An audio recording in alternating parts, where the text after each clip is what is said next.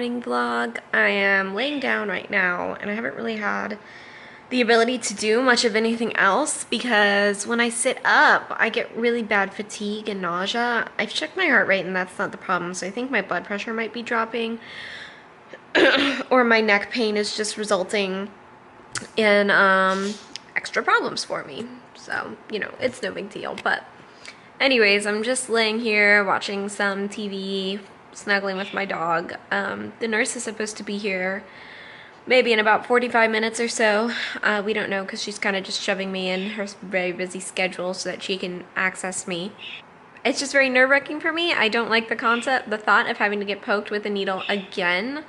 I don't mind needles, like I'm not needle phobic, and I really don't mind getting poked, but it stresses me out to know that every time they poke me, they're opening that wound again, and my body's trying to heal it again, and I just don't know how much my body can take. Plus, it's also the issue of, like, it's actually surprisingly painful when they poke my port, because sometimes they miss the port, and that hurts a lot, and although I'm no stranger to pain, after, you know, what has it been, like over 10 times now of getting my port, attempting to get accessed, the concept of having to go through it again is really nerve-wracking. Plus also knowing that I might have to advocate for myself, and whatever that might look like, it might be difficult to do, is also pretty nerve-wracking. So, but chronic illness life, this is just what I have to learn to live with, and I have to grin and bear it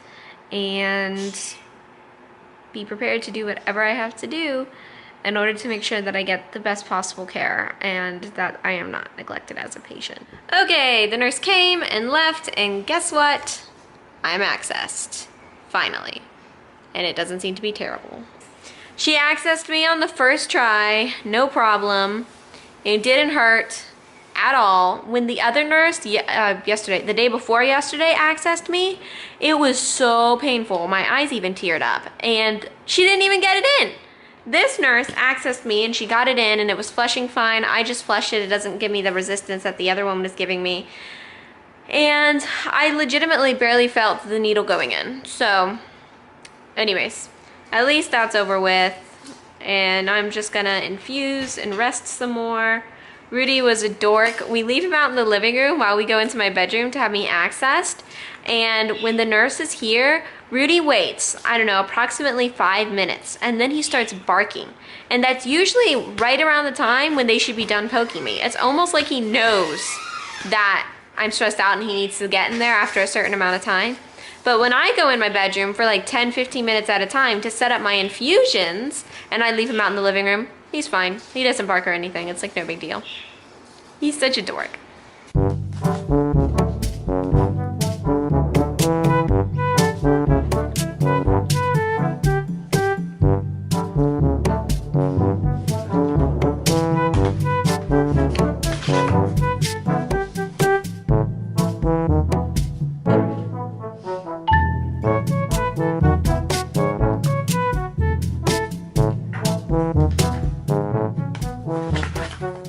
Alright, you guys, we had a bit of an event because my sister made me, ooh, it's stuck to the shirt.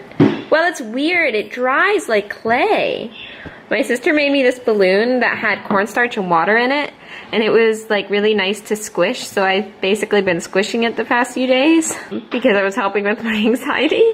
And the balloon sort of burst and went all over my shirt and the couch and everything. And the interesting thing is that this dries out and then you just end up with this purple cornstarch. But yeah, that was interesting because I was like, it was actually kind of funny. It burst and got all over my shirt, and I stood up to get a bucket or something to put it because it was like spilling out because it's actually liquid. And then when I stood up, my legs reminded me that they don't work anymore, and I was like, oh, I guess I can't do that. So I had to call my mom and like scream for her to come and help me because I didn't know what to do with it. But it's all good. We cleaned it. Now we just got to figure out how to clean this shirt. I guess it was kind of a good thing I wasn't wearing like my favorite shirt of all time, but yep. It should be fine, right? I think it should, but I just think The toughest part is going to be getting this powdery substance on. Well, Rachel says that once it dries, you just shake it off. My mom thought I was dying when she came out. Her instant, what did you think had happened? I thought that something had burst in your port. Yeah, she said her initial thought was that my heart had burst because my port had exploded. Because I was just standing there with this dumbfounded look like, I don't know what to do now. Because I didn't want to sit back on the couch because it was like pouring all over the couch and everything. So I was just standing there in pain, waiting for her to come help me. In my opinion, there is nothing cuter in the world than Rudy. Snuggled up. Snuggled up, Baba? Are you snuggled up? You're so cute. Oh, baby. You're so adorable. Don't you love it when you talk to your dog in the baby voice and he makes that face? Are you talking in the baby voice? Oh, so cute. Oh, so cute. Go, Mama. Look at that snot. Look at that poodle snot. Oh, look at the teeth. You're a fearless predator. Here's my poodle. Tell the camera you're so cute. Why are you so cute? Oh, best service puppers ever. Well, yet again, a day where I didn't vlog that much. I have a good reason though. I don't know why this is the case because I don't know. I don't know why this is the case. It might have something to do with something undiagnosed. But whenever I have a pain flare up, like I've had the past few days in my neck, for example. Sometimes I get them in my legs, or occasionally I get them in my spine, or in my arms, or in my hands even. I tend to get towards the end of the flare-up, once the pain starts going down, I tend to get this really, really bad fatigue that like knocks me out. I just lay on the couch all day. Like I just don't have the energy for anything else. If I try to do other things, I get nauseous and dizzy and feel like I'm about to faint, but my heart rate and my blood pressure are normal.